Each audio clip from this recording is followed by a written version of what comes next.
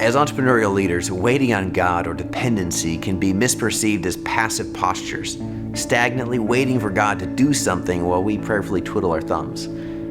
A popular verse is Proverbs 3, 5, and 6. It's loved and often abused. The beginning and end are so comforting. Trust God and He works all things out. But wedged between that invitation and that affirmation of God's sovereign goodness, however, are some powerfully critical instructions for what we are to do in the waiting.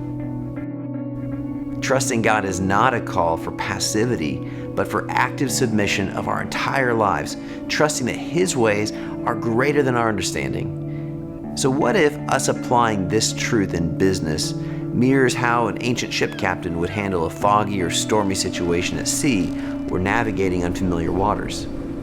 On the journey, it's easy for us to fixate on discerning the destination and anticipating the wind necessary to propel us.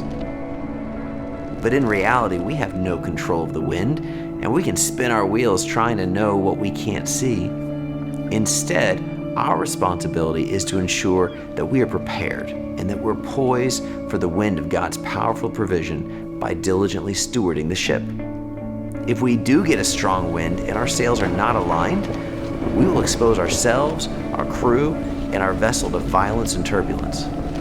But if we focus on hoisting our sails and aligning them correctly with the will of God and adjusting as we move forward, then we'll actually find we start gaining momentum. The wind of His providence will propel us, and along the way, we may find greater clarity of vision and direction as our alignment synchronizes with His will for us.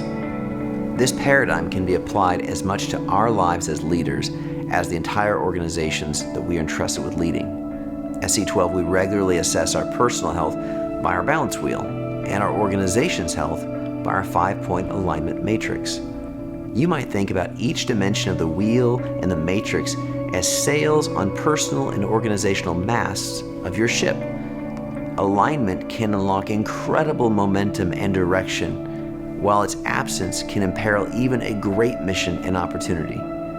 If your boat is rocking, what if the reason isn't due to weather and circumstances, but is symptomatic of your sails being misaligned with God's will? If God was to provide the answer to your prayer for provision or direction right now, where would a lack of alignment actually sabotage your capacity to receive and engage with it? Are you ready to adjust your sails and to experience how God meets you in the active adventure of faithful dependence?